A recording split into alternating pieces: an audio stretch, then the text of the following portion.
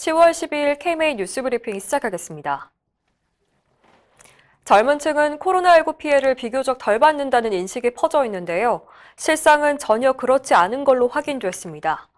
국민건강보험공단에 따르면 코로나19 사태 전후 경추, 척추 질환으로 진료받은 환자 증가율이 20대에서 가장 높았습니다.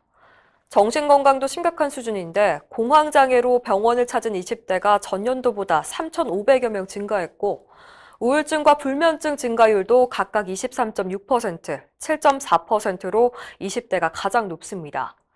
특히 지난 한 해 동안 자살과 자해를 시도해 응급실에 내원한 환자 중 20대는 약 10,000건으로 다른 연령대에 비해서 거의 2배에 달했습니다.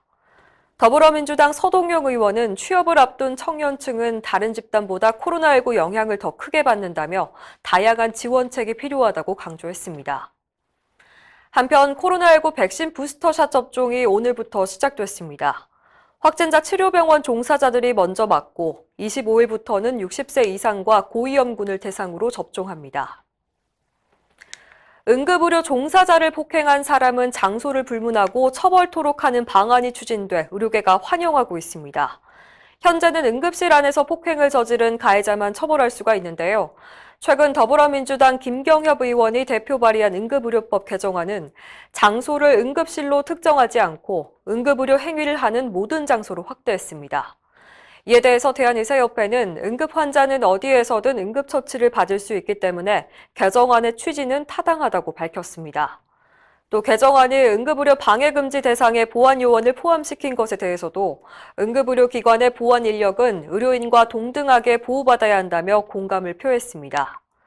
보건복지부에 따르면 응급실 내 응급의료 방해 행위는 2016년 578건에서 2019년 1312건으로 2배 넘게 증가했습니다. 정부가 코로나19 사태를 계기로 한시적으로 허용한 비대면 진료를 위드 코로나 이후에도 지속할 필요가 있다고 밝혀 주목됩니다. 권덕철 보건복지부 장관은 7일 열린 국정감사에서 비대면 진료에 따른 국민 편익이 컸다며 단계적 일상 회복 이후에도 비대면 진료를 지속하기 위해 의료법 개정이 필요하다고 말했습니다.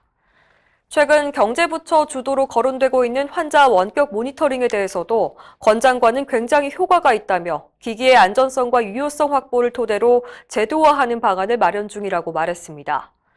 다만 의료계와 약계의 우려를 감안해 충분한 의견 수렴을 거치겠다고 덧붙였습니다. 이날 국감 참고인으로 출석한 김대엽 약사회장은 한시적으로 허용된 비대면 조제가 의약품 오남용을 극대화하고 있다면서 환자 건강에 심각한 피해가 우려된다고 지적했습니다. 거의 모든 의사들이 대체 조제 활성화에 반대하는 것으로 나타났습니다. 의료정책연구소가 의사 856명을 대상으로 조사한 결과 대체 조제를 활성화하면 안 된다는 답변이 97.2%에 달했습니다. 또 최근 국회에 제출된 약사법 개정안과 관련해 85.7%가 대체 조제를 동일 성분 조제로 명칭을 변경하는 것에 반대했습니다. 약사가 대체 조제를 한 뒤 사후 통보를 의사가 아닌 심평원에 할 수 있도록 하는 방안에 대해서도 96.4%가 부정적이었습니다. 대체 조제 활성화의 대안으로 거론되는 국민 선택분업제도 도입에 대해서는 응답자의 66.7%가 찬성한다고 답했습니다. 의료계는 대체 조제 활성화 전에 복제약의 안전성 담보, 약제비 절감 노력, 또 약국의 재고, 의약품 처리 개선이 선행돼야 한다는 입장입니다. 다가오는 미래에는 인공지능을 활용하는 의사와 그렇지 못해서 도태되는 의사로 나뉠 것이라는 전망이 나왔습니다. 장성구 한국의학교육평가원 이사장은 최근 경희의료원 50주년 기념 학술대회에서 의료계에서 AI 활용 능력은 선택이 아닌 필수라고 진단했습니다. 장 이사장에 따르면 의사는 보건의료 관련 직종 400개 중에서 250번째로 인공지능 발달에 영향을 받는 직업인데요. 예를 들어 인공지능이 수술 방법 설명 등 문진, 영상 판독 업무 등의 상당 부분을 대체하게 될 거란 전망입니다.